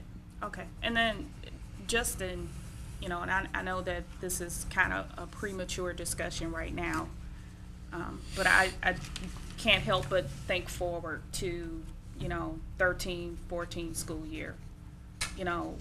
will we be at this same discussion again without having any means whatsoever, and so those are the kinds of things that I can't really help but have to take into consideration. Will we find ourselves in this exact same spot, and what are we prepared to do if that happens? Well- and would we even be able to, with now we have Hold Harmless, but we don't have the revenue coming in, and so what are we going to do? Well, we used to try to plan 5 years ahead. When Sherry and I first came here, that was really our financial goal, was so that we could see our way clear so that you could do that. Well, in between then and now, Well, I we've mean, lost over $400 per student. We've also lost over 600 students. So right now, we're in a mode of planning from year to year. It would be impossible for us to project much beyond that. Other than, that Hail Mary pass, hoping, it rains money in Romulus. Maybe we get a break from the legislature, the state general fund is up, revenues are up, so something may happen eventually. But I just have one last point on this, and then we can move on to, because we do need to finish up our policy revisions tonight. And that is, in my weekly update, I mentioned to you that our attorney recommended a rescission of that amendment as the cleanest way to move forward on this. Rebecca spoke with the attorney again today, because a couple of you gave me some pushback on that, and I understand why you did. Nobody likes to undo something that was already done. And what we found out was something we didn't know last week, was that by passing a budget, the budget that you pass will actually supersede that amendment on the 14th. So in other words, if you pass a budget that says that we're assuming the millage passes, but if it doesn't, on August 8th, we'll have a meeting and blah, blah, blah, then that wipes out any assumptions of that would be drawn from that May 14th amendment. In other words, that fixes it. Okay. That fixes the problem. It takes care of the unintended consequences and everything else. And since several of you expressed, a desire not to rescind the amendment, that would be our recommendation on the way to proceed. And unless you tell me otherwise, that's what we'll plan on presenting to the board on the 25th. Does that make sense to everyone? Yeah. So I'm going to hope we have two board members that aren't here tonight. I'll do my best to make sure that they have the PowerPoint and everything else, but maybe if some of you would take it upon themselves, since I know they listen to you and you speak regularly, to share with them our discussion tonight, because it's kind of hard to get the whole message via emails back and forth. I think that would be helpful in this matter. We have a DVD? Will we Yeah, have yeah. Okay, so if we could make sure that they could get that in their hands Good so point. that they can watch that on Either that or their email it to them. leisure. Immediately. Yep, One no, that's a will be good out of point. town for a week, so if we can email. When it does to he him. come back? That was my question, He'll be back next, is it next Like Friday or week? Saturday? Next week. Oh, okay, I'm gotcha. Okay, we can take care of that. Okay, anything else on the budget reduction? I know it seems like it's been our career the last 6 months, because it has been. I Should will. we move the communication and expressions up before the board policy revision? That's up to you. We'll need, actually, it's a study session, so we really don't have to amend the agenda. We can do that Okay. at the Move them up discretion of now the president. I before you think get you out of have Okay. trustee Buckley Okay, has a question. Ms. Buckley. Madam Chair, I will have some questions. I came in late, so. Okay. I just need to look at this really good, and I'll have a couple questions. I already know. Okay. So, okay, just so you. Questions about the budget, you mean? Mhm. Okay. Do you want to ask those now or No, later? Because I want to ask everything at one time. Okay, Okay. gotcha. You want to do communication? then? Yeah, just so everyone, I'm gonna move the communication and expressions, from the public up on the agenda, because we have board policy and that can get pretty boring. If you wanna stay, you're more than welcome to join us in I think your reviewing son has a policy. question too. And your son has had his hand up for quite some Either that or he's time. got a cramp in his arm. Right. Why don't you let him? Back to where this was to find out where the football budget comes from, and that the equipment that it gets updated from the coach's office, which we had fundraised for like the past football season. We have provided new dummies for the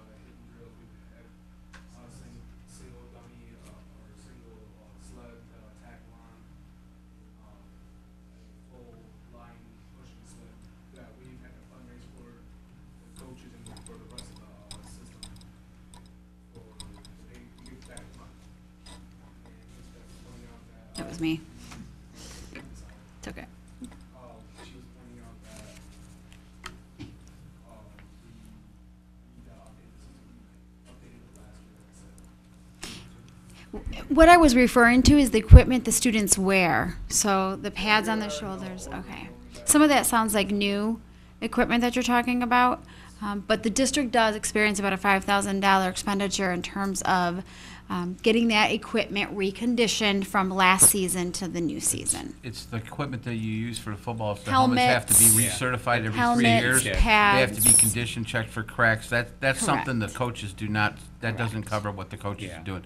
What your coaches are doing is basically getting the extra perks that they would like to Correct. have Yes. out there for you can be more Yeah. conditioned, prepared for the game. But the district itself pays for the pads and all that stuff and your uniforms and everything else. Your warm-ups is what you're talking about for the Yes. uniform stuff, like your sweats and stuff. That's what you're doing the fundraising for and stuff. But the actual, like the Romulus jersey and the pants and the pads and the e-pads, that's all the district. Mouth guards. Okay. Has like ordered the New Jersey that he's had new order from to him for varsity jersey that we're trying to get the JV jerseys. Yeah, I do Net- remember having that discussion. Yeah, then, and that typically is something that is fundraised by each of the teams. Okay, thank you. Okay, so real quick, I have, Miss, excuse me if I butcher your name, Lelakech? Miss Lelakech, if you could, grab the microphone and, stand in the center, and that way we can, I'm hard of hearing, so my speech is off, excuse me. okay. I lost my hearing in both of those. No, I'm sorry. Reason why I'm asking for the microphone is so that our viewers at home can hear you, because they can't hear, it goes through the sound system directly to the DVD.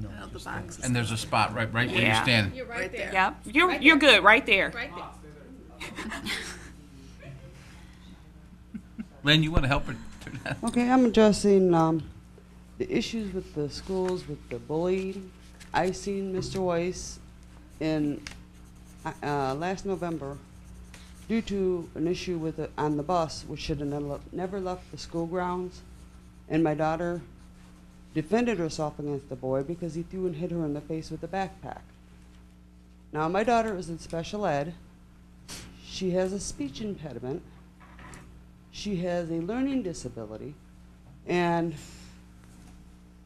she was physically assaulted on the bus. The bus driver drops them off at the police station instead of letting the police come to them. But this has been ongoing, and they have her as perpetrator.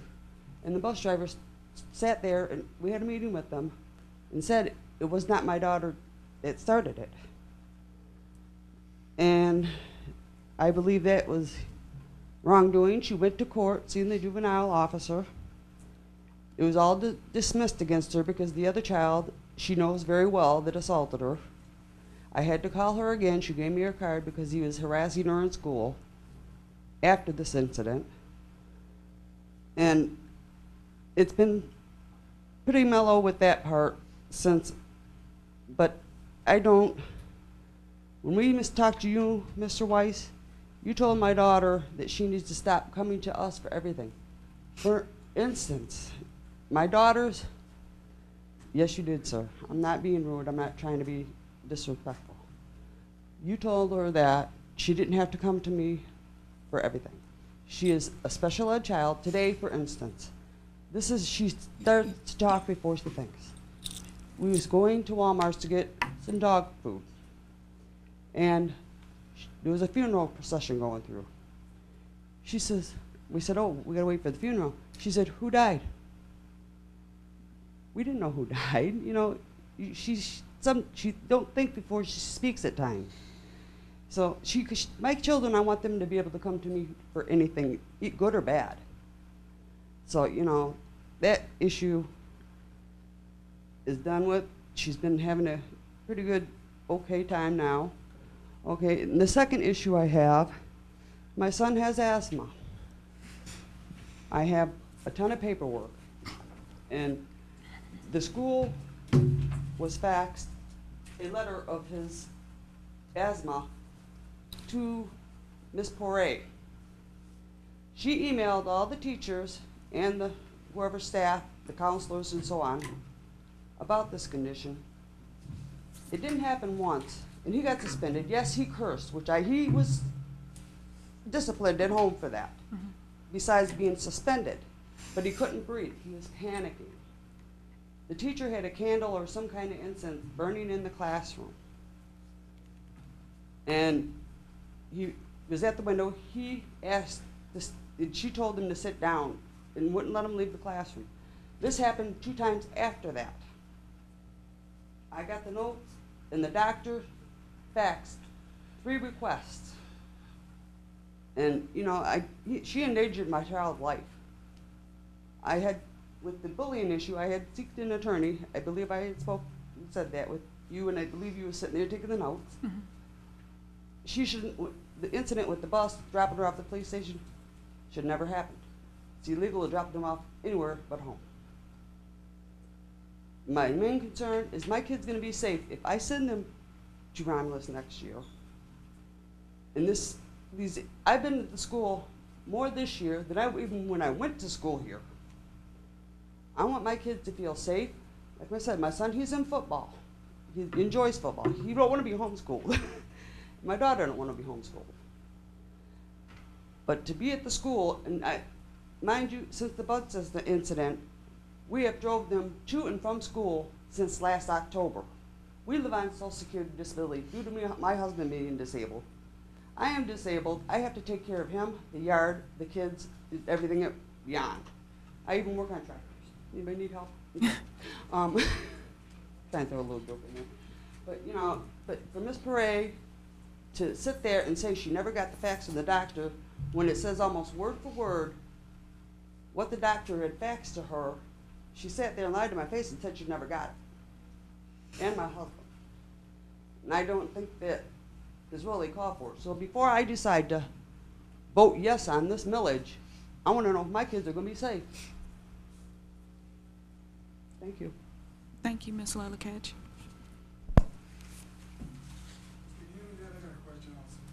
Okay. Could you take the mic back to, I know, I saw when he walked in. Yeah. If you could just take the microphone back to him, I would appreciate it. Thank you.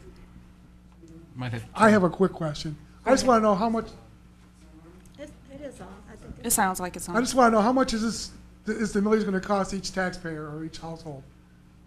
You got a figure? I do. Is it going to go up $20 every 6 months, or It's a cost tax that neutral. you're already paying. it's not going to go up at all?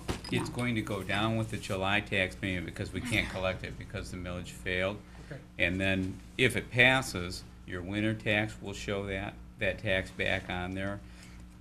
It And realistically, what is that, sir? it'll be lower than what you already, than what you paid for your last tax. Because my house is escrowed, so I want to know Right. if it's going to go way up It's again, or? not, It's it's not not an gonna go up. increase. There's actually a list that we can give you, and you can kind of look at what your house was escrowed at. We had, the board asked to have it broke down in $10,000 increments Okay. to give you a good idea of what it's gonna be, instead of trying to say it's a $100,000 home, and, Yeah, if you- you know, you're trying to figure it out, we can give that to you really If you give easy. us a call, we'll make a copy for you. You can pick it up or we can send it to you. Because I'd like to know what the figure would be. Since Yep. Yeah. So, like for instance, for a home market value of $80,000, a home taxable value of $40 on that $80,000 home, you're looking at $205.26 a year for Per year? Yeah. Per year, divided by winter the and summer. 12. And Right. just to reiterate, that's a tax that's on your tax bill currently. Right, Okay. and we're already, well, You're it's already expired collecting it. now, but Right. we're already paying it, so it's not an increase or additional. It's something that we've already been paying for the last 10 years. Okay, I just wanted to Yeah. know. Thank you. Oh, you're welcome. Okay, actually, Christine? Miss Leffler.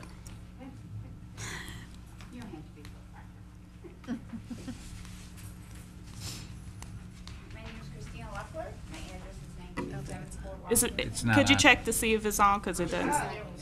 No, that's okay. All right. Thank you. My name is Christina Loeffler. My address is 9274 Washington. I just got a couple of things I need to ask. I don't know if I can get answers on them. Okay. Mr. Kidwell is a retired teacher. Is he receiving any anything from his retirement fund while he's working as an energy manager? Yes, he is. He was receiving his retirement benefits through the system. Okay, so he's getting a paycheck then on top of the Right, paycheck but we don't pay also. his retirement. That was money he contributed while he was Okay. working.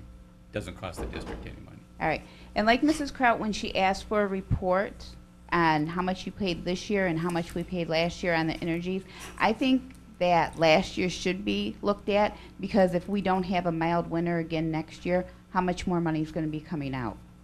Well, we do look at every year, and my point in answering her question was, we have all that data. And the point I was trying to make with her was because last year was a colder winter, we would naturally have spent more with or without an energy savings program. So you have to be careful not to be misled by that. But we have the data, and I'd be happy to share it with anybody that wants it. Can contact me or contact Sherry, and we can show you end of year savings. It's just, somebody has a question about, well, you saved this much last year, but what about next year if it's colder, Right. if it's... So- just so you get So instead does of it go a half from- a picture, you get a whole picture. Right. Because this is why we have so many people in the community not understanding what's going on, and they're making up their own, well, you didn't say this and you didn't say that. All right. Now, I got a question about how much it costs to recondition the football stuff, but how long does it take to get ready? Well, typically I get that invoice at the end of August. I can't speak to the coach on when they actually send that equipment in because I'm not sure. Sherry, I can, if you'd like, I'd like to. Go right What I've ahead. done with football equipment. What happens in football equipment, you have to recondition the helmets. The problem is a lot of schools will tend to wait until school is out because that's when the budget starts and they're able to get their That's true. budget for their season and send them in. If the helmet passes, you got to keep in mind, there's only so many places in Michigan that will actually recondition helmets. And we don't just have our high school, we have every other school, all the Little League football folks that are getting their helmets conditioned, everybody. It costs, if a helmet is good and to go to recondition, it costs you about $35 a helmet. It takes about 3 weeks to get them helmets back. Now, for these boys that are playing on the football, for the high school, they have to have them helmets when they go to practice because day one, they're having helmets on. So just like Little League football, when they start in about 6 weeks, they're going to have their helmets on. They've already got their they usually, Little League footballs, they usually send theirs in January, February because they want to beat the rush because the schools tend to wait longer. And the reconditioning companies will tell you that because I've worked with the Flyers for years, and there's a system where they take the high school and they take the Little Leagues and they take the junior high. So it takes about 3 weeks to get them all back. All right, I was just asking because, we're trying to Yep, save no money. problem, so no problem. it's just things I come up with. And you have to actually have them reconditioned by the Michigan High School Athletic Association. They've got to have a sticker in them, and they've got to be done every 3 years. It's got to be certified. If it don't have the sticker, if the sticker falls off, that helmet cannot be on the child's head on the field. Oh, I understand that. I So wouldn't it's- want my yeah. child out there. No, I mean, it's doing a that, lot of people so. don't understand that, but it's pretty, This is why we ask questions. that's right. All right, and I know that this has probably been talked about, and I was listening to it, and I just saw kind of circles. All right, if the millage doesn't pass, but the employees are given reasonable insurance, then is there going to be any backlash? Can they come back and say, well, you told me that my job was safe, but now the millage doesn't pass? Can they come after the school district? Well, that's one of the questions that I asked the lawyer. You would have been good to have in the room. I definitely could have used you because I had to call back for that one. And he went and looked at some case law for us. And in situations just like the one that we're proposing that the board go with on June 25th, which is making that assumption that the millage is going to pass and then acting on that assumption when it becomes a reality. If it's a negative reality. And he feels that the liability is very low on that, and there's case law to support that. So the answer, the simple answer is no. We don't feel that there's going to be the potential for the employees to come back and Right, because I know you can't Costs give us them more. a positive yes, you can't give them a Right. positive no. Right. I just don't want somebody to get upset and say, well, I'm going to show you what I can do. Right, and I think that's where Mr. Kuderick was very Right, with the emphatic about clause. making sure that everybody understands that we're giving reasonable assurance, but here's the reality of our reasonable That's assurance. what I was trying, that's what I thought he was doing, but like I said, sometimes it just goes in circles Yeah. for me. All right, and I only got 2 more things, I promise. All right, I've heard in the community, people wonder why the millage is being revoted on every few months. If it didn't pass the first time, does it cost anything to have these elections? There is a cost of the election. On an annual basis for 2 elections, it's around $20,000 to $24,000. So the district would be experiencing another $10,000 in expenditures. That's quite a bit. But the revenue that it brings into to the district definitely outweighs that Well, I expense. understand that if people would ask questions and get involved in their community and find out why the millage needs to be Pass passed, it then we first wouldn't be time. wasting this money, would we? Thank you. Correct. My last comment. Another comment from the community is people have been told that all sports but basketball will be cut and busing will be contracted out to a different company, and you guys are just doing this as a scare tactic. Well, there's 2 big things in there. Sure, you want to answer the basketball one? I can answer that one. What I hear, I'm just not sure if everybody else hears. That is so I know not it's true. not true, but I'm putting it out here so the Right. people that Yeah. do not come to the meeting that will watch Thank you, this, Chris. that people are going to say, well, this is what I heard. You didn't hear. Come to a meeting, get involved, get informed. So And that's again, mine. we have a pretty good track record of doing what we say we're going to do and making things work the best we can. We don't have a track record of trying to deceive the public or give out misinformation. And I would just point that out to people that raise some of those questions. And, our meetings are open and very public. And advertised. This one was actually advertised in the paper. We typically don't advertise the study session, but we knew the importance of what is happening here at the board table, so we actually advertised this as well as the formal board meeting in 2 weeks where the board will approve the millage. So we're trying to give people all the information and to get involved. Yeah. I know. Yeah, well, that too is, and I think maybe, I don't know how often the board meetings play, but maybe it needs to be played a little bit more on cable. They're They're played on three, YouTube also. they're I think played they play 3 'em times like a 3 week. times a week. Okay, They but play you're 'em trying to at get a different millage passed. People Right. need different to. times. Yeah. You know, it's like if you keep telling somebody something, they're finally hopefully going to agree with you. They're going to see the light. So if we keep talking to them, because people hate when I start talking, I have no idea why. So I I've mean, liked it that's- so far. You want our list? I do a lot on a volunteer basis. We can talk. But that's the main thing. And people, I guess, don't understand. I moved here in 1968. My first year of junior high, there was no busing. It will happen. It has happened. It does happen. And I just, and like, again, on the taxes, it's not something that's going up. If you don't know, ask. If you want to know for sure, look at your tax bill. Mm-hmm.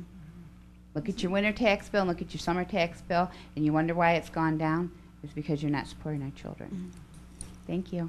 Thank you, Ms. Leffler. And they've got to look at the part for the city and the schools, too. Madam Chair, I just kind of want to say something about scare tactics. I keep hearing that, but my thing is, when does facts become scare tactics? So I'd rather put the facts out there, and they can call it whatever they may, but it is what it is. So we'd rather be factual and let people know and let them make that decision on their own, but at least they know. Right? Because then, Yeah. Yeah, I know. I know you know. okay. Does anyone else have any comments or questions or? Okay. No. No? Okay, so we are moving on with our board policy revisions, and this is second reading, so I'm going to turn it over to Mr. Weiss again. Okay, thank you, Madam President. We left off on our policy review. We need our books, right? Yep, we Yes. do. No. I got told I would have went home and got mine, but at You the can last look minute, on with me. with me and Teresa, Does everybody have a Make book sure you got to here? put it in the middle. Say and bring mine in here. Oh, okay. I got stuck working late. What number you on, Carl? 8350R. At the last minute. And we just have a few to wrap up, and then we're all done It's for a only like while. five Right. or And these are, at least in my eyes anyway, these are not very controversial ones. The other ones, I know I didn't have any notes in the book. Yeah. I know I didn't have These much didn't- after this. These, I wouldn't think are gonna have a lot of debates on. I'm sorry, where are we 8350R. again? 8350R. Next to the bottom one, it's a red. Oh, okay. It's gotta be changed. All right. In schools. I did have a question. Okay, 8350. R2 you on? R2. R2. R2's a change. One of the problems that we have with school suspensions is if it's a long-term suspension, meaning 10 days or longer, the parent has a right to ask for a due process hearing. That hearing, our policy says, has to be scheduled no later than 10 days after the incident. So 10 calendar days. Well, when it says 10 days, it means 10 calendar days. We want to revise that to 10 school days. I think What that that's does smart. is, that gives the administration, normally what happens, a lot of the parents are difficult to get a hold of, or they can't come in right away, don't understand, the reasons behind the discipline. We make attempts, and I see all the long-term suspensions go either to me or Rebecca or to Paula, and sometimes even to Sue Mitchell, because many of them involve our special needs children. We have a very difficult time meeting the requirements of that 10-day policy. So 10 school days means that, because people don't normally expect to hear from their school on the weekends or schedule school appointments, and most of our people don't work on the weekends. It gives us a little latitude. That's the only reason for the change in that one. I agree with that. I had a question on that. Go ahead. Should we put in there also business days? Because, so the reason why I'm asking is, what if the suspension happened like at the end of the school year? Then Yeah. you don't have any more school days. You have to wait until the following school year. So how would that impact? Business days don't always align with our school calendar. Okay. So, for instance, let's say we have a school holiday where there's no school in session, or we have a snow day where there's no school in session. That's still a business day. And what business are you gonna use for the days? Because I'm around all the Right. time. Everybody's business days are different. Okay. I was just wondering how would that, with the saying school days, how does that impact, say, if you had, and God forbid that something like that would happen. I mean, usually the last day of school is everyone is celebrating, but, there's always that one situation that might prove you wrong of having something happen at the end of the school year. Then, so how do you handle that? So then are we just going back to the calendar days? How does that impact, or is it just one of those things that it's like, oh, well, we'll wait for it at the new school year? We don't suspend kids over the summer. Suspensions only happen during school. So what Okay. happens if there's a discipline issue at the very end of the school year, it rolls over into the fall. The following school year, Right. so then they wouldn't start school right away. So that, I guess, That's I guess correct. what I'm asking then is so then does that particular situation get put on hold until the fall? Yes, Okay, yes. all right. And actually, when the board adopted this policy, our assumption was that it meant school days. It was probably my mistake. When in checking with our attorney, because we had a couple of real close calls where we almost missed the deadline. Okay. They suggested that, why don't you clarify just in case, Okay. that way it's clear to parents and administrators and everybody else that we mean school days, so nobody has to make an assumption. Okay, So just thinking 8350 out- R3 is gonna be the same thing, just adding Right. the school days, right? Yep, Okay. exactly. Trying to think out the box. Uh-huh. So, Okay. Paul, Okay. excuse me, can I just, I'm sorry. No, So don't be school sorry. days, let's say something happened before the Christmas break. Okay, so are those considered school days that the kids are out? No, Christmas break, so in other words, the clock stops ticking Okay. I just and wanna be starts sure. ticking when school resumes after January 1st. Same That's where scenario the- Danielle was just Yep. talking That's where about, the pretty much. calendar day kind of got us into some trouble. And it was Gotcha. always around a holiday or a Yeah, break. Okay, Okay. okay, Okay, I'm good. 8510 was a cancellation. 9290 is our next one, public attendance at school events. And what we've done here is we've added inclusive language to keep us in compliance with the Individuals with Disabilities Act. And again, that was based on an MASB recommendation. You see several paragraphs that are highlighted there in yellow. Board of Education welcomes the attendance of members of the community at athletic and other public events in the school district, but the board also acknowledges its duty to maintain order and preserve the facilities of the district during the conduct of such events. The board directs that no alcoholic beverages or other controlled substances be possessed, consumed, distributed at any function. So that's an addition that doesn't have anything to do with individuals with disabilities. Now, what about smoking, tobacco use and all that? Shouldn't that be? Well, that's included? covered in our tobacco policy. Okay, so we'll get to that. Does that include like the designer drugs now? Because the new thing now is this K2 K2 and and all Not that yet. kind of stuff. Not So- yet, because no laws have been passed yet, but Okay. Yeah, but we It's can make, coming. we can make it a part, Can we can do it jump the ourselves. gun and- I would not suggest that. I would wait, Okay. I would wait for the law to be passed first. and, Okay. Because you just don't know the ramifications. I know it's That's good to be correct. proactive, Yeah. but I'd ask our attorney about that. If students are caught with that, what kind of punishment can be held on them? Yeah. Because just- quite honestly, that stuff is some nasty stuff out there. Yeah. believe me, I know. And, you know, maybe we need to be the first ones in the state to do something versus everybody else being the first one. Right. Okay, and then there's a piece on crowd control. If a student or adult is asked to leave or is removed from a school event, no admission fees will be refunded. Understand that if you break the rules and you're thrown out because of your behavior, you're not entitled to a refund. Okay. And then on the third page, 9292, I guess 9290-2, I'm sorry, second page, bottom, that's where it addresses the Individuals with Disabilities Act and our duty to provide accommodations. And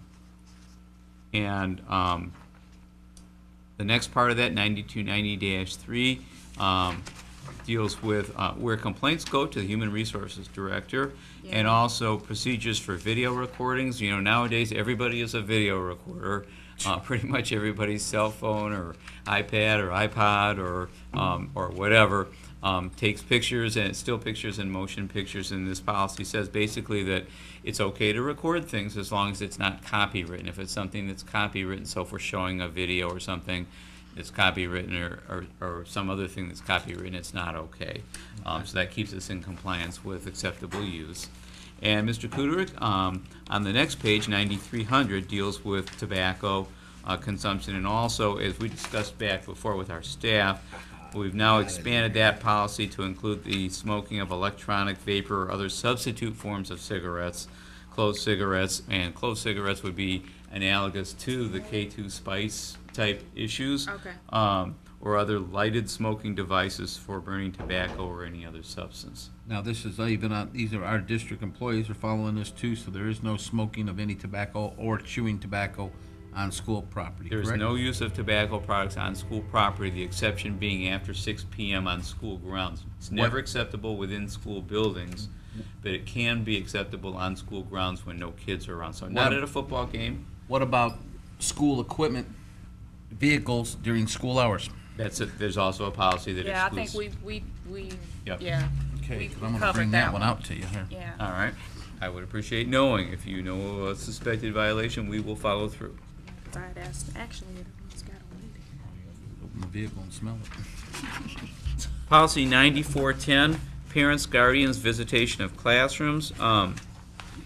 Ain't nothing on that one. This has to do with the, we've always had this policy, it's not a new policy, but the change in policy is in compliance or addressing a situation that's brought up by the Sex Offenders Act. You know that sex offenders are banned. They can't live a certain, within 1,000 feet of a school. All right, those are the laws. But what gets complicated is when someone who is a listed sex offender has a child in school.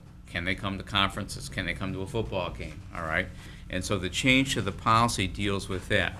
Parents, guardians who are registered sex offenders and wish to participate in their child's school activities, because they do have rights as parents, may be allowed on campus at the discretion and under the direction of the principal. All right? Conditions may be imposed, including but not limited to the following: must have prior permission, must check in, must have approved escort in building or at event, must leave premises immediately upon conclusion of business, and may not visit while school is in session. All right, so because every situation is unique in these types of manners, and because it is a sensitive issue, but again, we're trying to be mindful of the rights that people have as parents, and also the rights that parents of other children have. All right, our advice from MASB and our attorney is the parent has a responsibility in this case to come to the principal and say, here's what I would like to do. We leave it to the parent and the principal. If there's a question in the principal's mind as to how that should proceed, they call over probably to HR and they collaborate on that. And it may involve a discussion with the attorney. In most cases it won't. But in most cases our goal is to allow the parent in the school, provided that we know when the parent comes, when the parent leaves, and the parent is supervised by school staff. They're in the presence of school staff while they are in the building. That is our best assurance that we're looking at for all of our children. I have a couple of questions. So do we get a list from the state of Michigan on who those parents are? How do we the find internet out? and type it in and check yourself. I guess what I'm saying, and I think I brought this up with some of the previous policy that we had. How are we monitoring this? I think it was some policy in regards to some of the kids and if they had these types of offenses. I mean, because, you know, how do you know unless they're filling out the volunteer information, the background check? You answer that, you want me to? Yeah, so, Well, you answered it, actually built into that. That's how we monitor, that's how we know for any adult or anybody that over 18 that wants to come into our buildings for volunteer purposes, they do have to go through the criminal background check, and that's where that information would come out. The question that you're really asking, though, Right, is what about all of the individuals that right, if don't? they're not Yes. volunteering, if they're just coming to an Just a event, parent, then just how a do you, spectator, just a right, parent, how do would you know? They could be, yeah. You know, we're only as good as the information provided, because Okay. this would be, you know, we could call the police department every day, you know, do you have any more, do you have any more? But, you know, because there's trials and there's, you know, due process proceedings, that information is never gonna be 100% up to date. So we make reasonable, you know, reasonable efforts to keep things current. That's the best that any school district can do.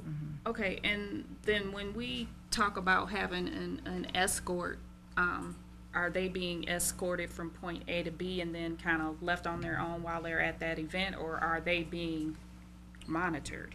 In the supervision of Yeah, staff, it so, says. you know, is somebody watching them while they're there? Because it only, I mean, and if you're in a big crowd setting, it only takes a second to slip off.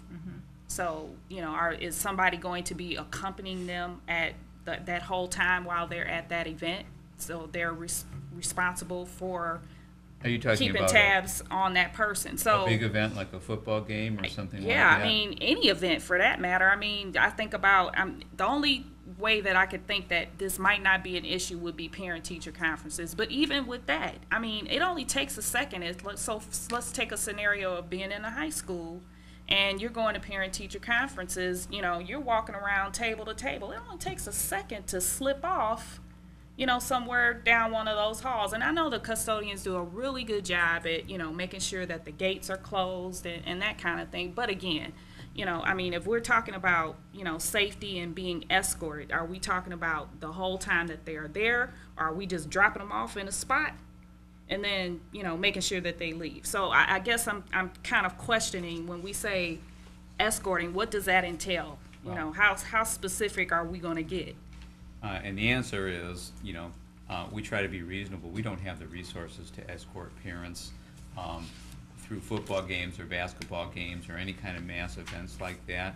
In most cases, what we will probably do is a check-in, check-out, so the principal knows that we have, you know, a person who's registered as a sex offender in the building, and it's up to the principal whether they feel comfortable with that person in the building, and basically it boils down to whether they think they can supervise them or not. Okay. And if the answer is, well, in this circumstance, I don't know how I could supervise this, then the answer is going to be no, they're not going to be allowed in. So then, But certainly parent-teacher conferences, we would want to make arrangements to accommodate, because we want every parent Right. to have a parent-teacher conference. If a child is in a play or there's a classroom event or something, we want to try to accommodate parents. But again, we have to try to be reasonable, and we have limited, you know, resources, as we just got finished talking about. Right. So, well, I guess not to throw anybody up under the bus, so then that person would be under the supervision of that particular administrator for that building. And how it's going to look for that individual in that building. But go back to the language that's written in here. It does give some conditions that, you know, that may be imposed, you know, and the recommendation from HR would always be, let's err on the side of caution. Okay. As far as we can go, must have approved escort in building or at event, must leave premises immediately. How are you going to manage that? How are you going to see that through? Right. And if the answer is, I can't, I don't have the resource for that, or this particular event doesn't support that, then the Then building they principal's answer has to be no to that individual. Okay, and I guess so, just so that we're clear, then if, you know, and not that I'm but you wanna think of the worst-case scenario. If something happened, then does that fall on that building administrator? As, you know, I mean, does that then become their responsibility because they okayed it? Well, I think everything falls on the building administrator and ultimately this administration. You know, the decisions that are made in the building on behalf of students and regarding their safety and well-being, yeah. Okay. That's why this language is important to put in here, so that it gives, the policy speaks to this condition that could happen, because before we didn't have anything in here. Right. So this gives some good guidance for the principals, but they also know that they've got administration support on this side too, to help them navigate through that and make the best decision on behalf of the students in their building. Okay. Okay. Okay, now, the next section, you're gonna like this because we're gonna make this a little shorter. We're going to table a couple of these. Rebecca keeps a kind of a standing log, as, you know that our legislature's been on a fast and furious pace the last couple of years. So as things change that affect our staff members, she makes notes and puts something in her policy file so that when we look at policy, we address those things. Some of these kind of fix themselves. The only one that we're going to look at tonight is 5500, which is a mandatory update. So if you would turn over to 5500,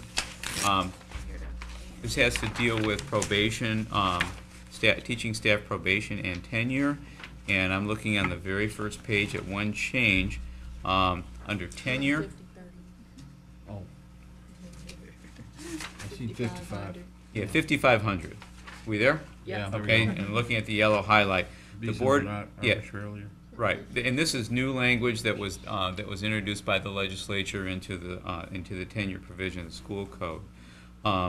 The board may recommend the discharge or demotion of a continuing tenure teacher only for reasons that are not arbitrary and capricious, and only as provided for under the current law. So that puts our policy in compliance with the legislation. Now, if the legislation changes tomorrow, we may have to revisit Another this. yellow mark. Right. Yep, that'll be our next policy revision. And that, ladies and gentlemen, concludes our policy provision update. If there are no further questions, our recommendation will be that we bring these for final reading and approval on the 25th. Okay. Any questions or? Lilikich? Go ahead.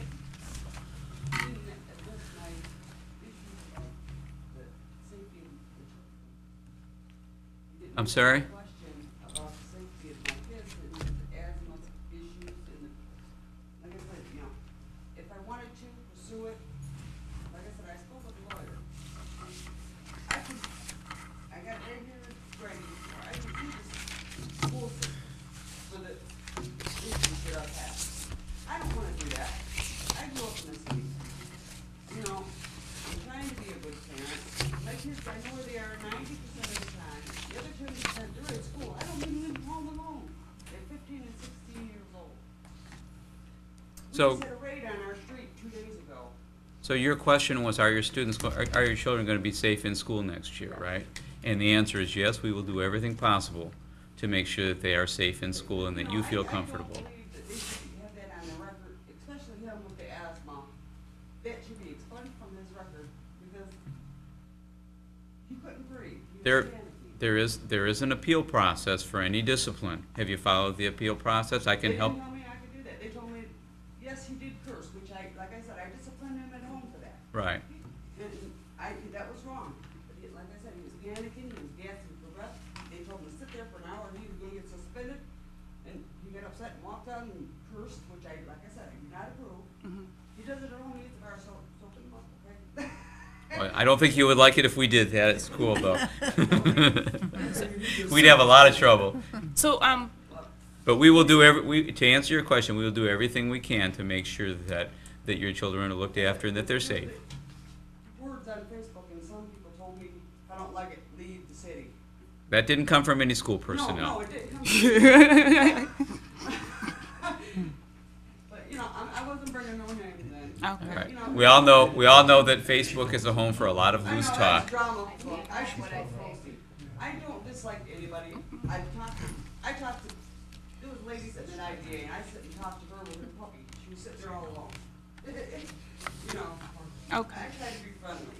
Okay. So, Well, Madam Chair, how can we bring conclusion for this parent? Is this something we need to follow up on? Is this something that maybe Yeah. Carol, you can follow up on with the Well, parent? Or I believe you just so brought we some of can- those issues to Mrs. Peck's attention, and so I'm gonna let her respond. It happened 3 times, not once, but 3 times. Maybe give her info on the appeal So process. maybe we can do something sidebar or something Yeah. separate. Yeah, I'm not real comfortable having a Right. conversation about Right. the research and the investigation that ensued. I think we talked kind of offline about that. That was about the first time. Right. When he did curse, which like I said, I did not approve.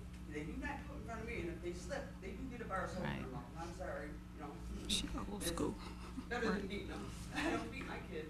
They get disciplined when they need it. But I think what I'm hearing tonight, though, and Mr. Weiss kind of spoke a little bit to it, it sounds like you'd like some more information about how to the appeal process on a discipline that a student receives at school.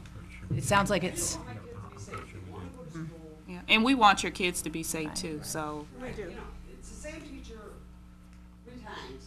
She had him in middle school, and he used an inhaler there also. Okay. So, you know, that's what I don't understand, you know. And then when I talked to Mr. Hurd, I'm sitting there talking to him one day, he's sitting there texting me saying, yeah, okay, and I'm saying, excuse me, I'm talking to you. You ever contacted? I do. I'll give you a call tomorrow so we can talk about the discipline. But, I mean, I hope you heard Mr. Weiss when he said your children are safe in Romulus. I wanted to get in, yeah, it's like late start. Okay. Yeah. Thank you. Thanks Thank for you. coming out. We appreciate it. Thank you. Thank you. Okay, next on the agenda is, the moving up ceremony coverage. And just wanted to report to the board, we have coverage for the moving up events. Actually, all of them are tomorrow at different times. We don't have anybody for Barth. It's moving up, which I believe is at 6:30 tomorrow night. So if any board member is available in the evening at 6, 6 PM, I think. I think it's 6:30. Oh, is it? Okay. Yeah, it's got 6:30 in it. Can you give me when all the moving up ceremonies are? They should be in your packet that she just gave us. Yeah. Are they? Yeah. Did I miss it? Oh, that's Yeah, right, you were, That's you it, they're came, all on those sheets. It's That's all in the here, Cheryl. elementary ones. Yeah, she's it's got it all in these printed ones here out. that she gave you. Oh, It says You have Barth it? News right on the top. So I just wrote them down. It says 6:30 for Barth.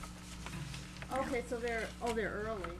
Yeah, they're all during the day Barth except is for Barth. Except for Barth is at And I 6:30 can't be at tomorrow. both, and I've already And told Hill Dorothy Creek? West I'm gonna be there. How could, okay, I can go to Barth at 6 o'clock. 6:30. I'll be there. Oh, that'd be great. So we are 100% covered. That's terrific. I make can them, but I'm in probably- Wixom tomorrow Here you until go. I'm- 7, 8 o'clock. Okay, so Have a everybody's sick covered? kids, yeah.